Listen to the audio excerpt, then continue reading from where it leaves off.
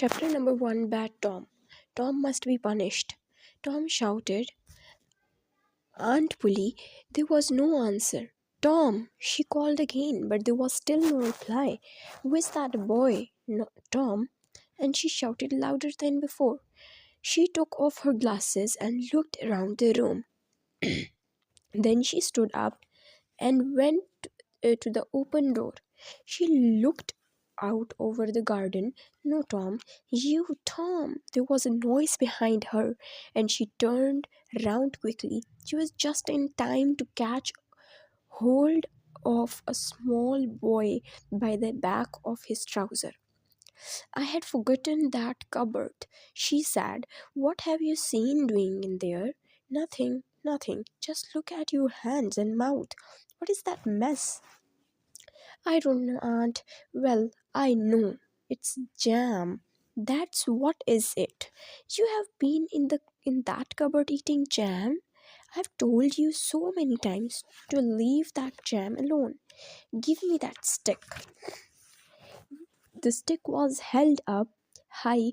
Tom really was in trouble. Oh, look behind you, Aunt, shouted Tom. The old lady turned round to see what the matter was. This gave Tom time to jump up. He had climbed over the high wooden fence and was out of sight before his aunt knew what was happening. Aunt Polly stood surprised for a minute, then she began to laugh.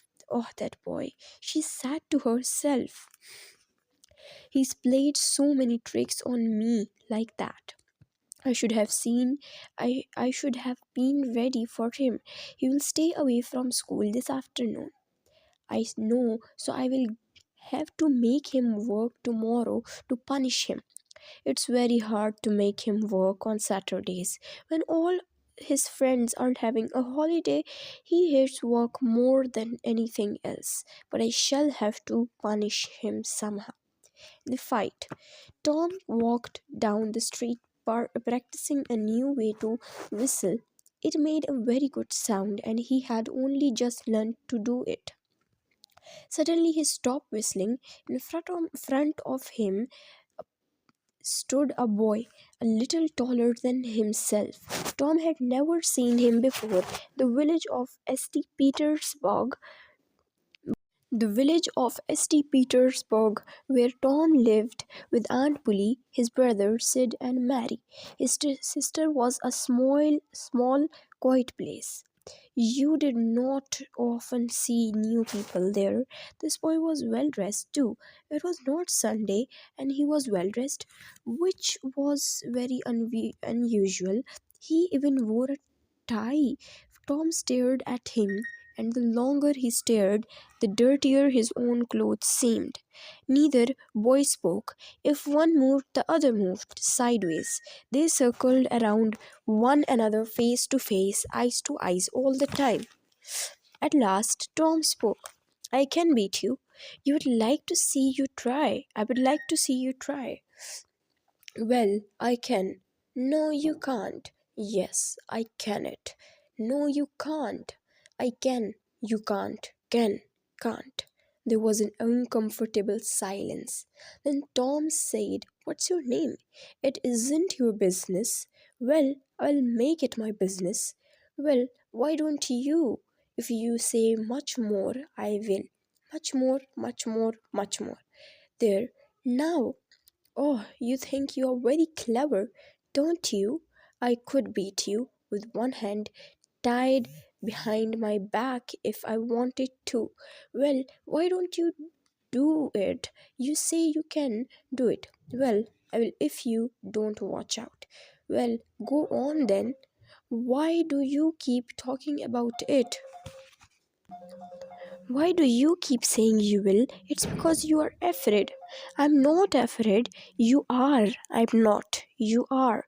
There was another silence and more staring at each other and moving around. Soon they were shoulder to shoulder. Tom said, Get away from here.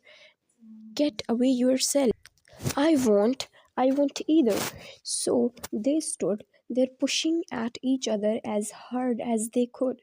In another minute, they were rolling in the dirt. They pulled and tore at each other's hairs and clothes. They scratched each other's noses and covered themselves with dust. Tom at last got up top of the new boy, sat on him, and hit him with his fist. Say enough, he said. The boy only the boy only tried harder to get free. He was very angry and his anger made him cry.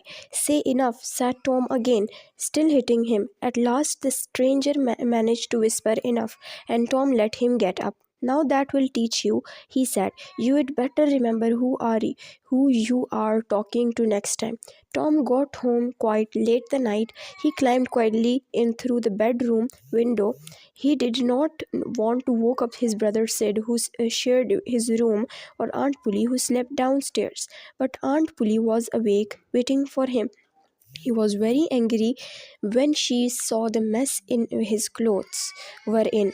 She promised herself that she would make Tom's Saturday into a day of hard work.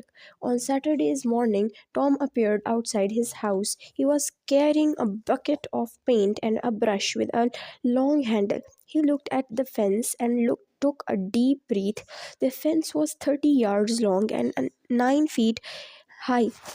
His punishment was to paint it. It seemed to him that there was no joy in the world. He sighed as he dipped his brush in the paint and passed it along the top board. He did it again and then stood back. He looked at the tiny piece he had painted and then at the rest of the fence still to be done. It was too much. Just then, Jim came running out of the house carrying a bucket. Jim was a small boy who worked for Aunt Polly. He was going to the town well to get some water. Tom had always hated that job, but now it seemed to him the job best in the world. There were always boys and girls at the well, waiting for their turn. Tom remembered that it always took Jim an hour or more to go and get the water. Jim, he called, I'll go and get the water if you will paint some fence for me. Jim shook his head. Can't do it that. Tom, your aunt would beat me if she found out. She wouldn't beat you, Jim. She never beats anybody. She talks an awful lot, but talk doesn't hurt. I'll give you a marble if you will do it. Tom showed him the little ball of colored glass. Jim began to look interested. It's a white one, Jim. White marbles were hard to get. Jim put down his bucket and took the marble, but in another minute the scene changed. Jim was running down the road with his bucket and a sore bottom. Tom was painting very hard, and Aunt Polly was going back into the house with the slipper in her hand. Tom's new interest in the paint was not last for long. He began to think of the fun he had planned for this day, and he felt worse than ever. Soon the other boys would come along and they would laugh at him for having to work. The thought of that burnt him like fire. Suddenly he had a wonderful idea. He took up his brush and started to work. Ben Rogers came along the road eating an apple. He stopped to watch. Tom went on painting. He paid no attention to Ben. He stood back to look at his work, as an artist might look at a beautiful painting. Then he painted the top of the next board and stood back to look at it again. Ben came and stood beside him. Tom's mouth watered for the apple, but he kept on working. Hello, said Ben at last. Have you got to work? Oh, it's you, Ben. I didn't see you there, replied Tom. I'm going swimming. Don't you wish you could? But of course you had rather work, wouldn't you? What do you call work? Answered Tom, looking at him. Isn't that work? Tom continued his painting and answered carelessly, well, perhaps it is and perhaps it isn't. All I know is, it is all right for Tom Sawyer. You don't mean to say you like doing it? The brush continued to move. Like it? Well, I don't see why I shouldn't like it. Does a boy get a chance to paint a fence every day? Ben stopped eating his apple. Tom moved his brush along the fence. He stepped back, then added a little bit more paint here and there. Ben was watching every move. He was getting more and more interested. Then he said, Tom, let me paint a little. The helpers. Tom looked as if he was about to say yes. Then he changed his mind. No, no, Ben, I don't think I should. You see, Aunt Polly is very hard to please. This fence is at the front of the house. You see, if it was the back fence, I wouldn't mind, but this one has got to be done very carefully. I don't suppose there is one boy in 1,000, maybe 2,000, that can do this the way it's got to be done. Is that right? Said Ben in surprise. Oh, come on, let me just try. Only just a little.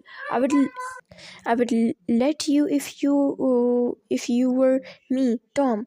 Ben, I would like to really, I would. But if you were to paint this fence and anything went wrong with it, Aunt Polly should would be so angry. Jim wanted to do it and she wouldn't let him. Sid wanted to do it and she wouldn't let Sid either. Oh, come on. I will be careful. Now, just let me try. Now, just me try and I will give you some of my apple.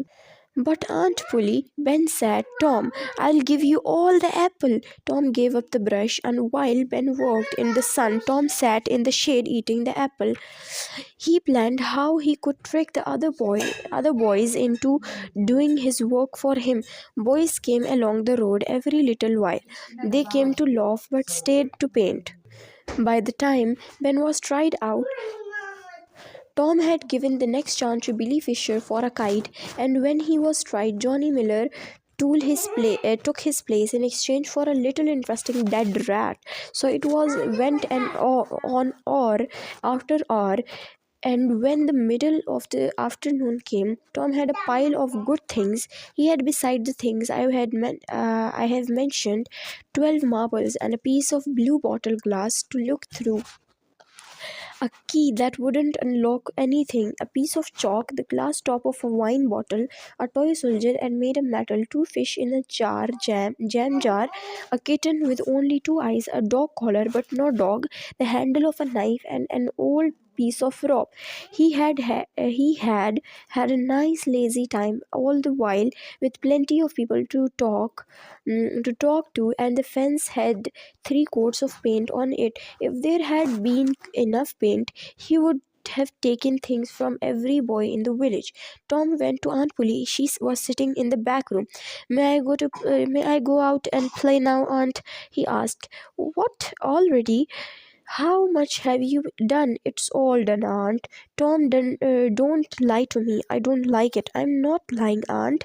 It is all done." Aunt Polly did not believe him, so she went out to see. When she found the whole fence painted, she was surprised. "So you can walk when you feel like it, Tom," she said. "Now you can go to play."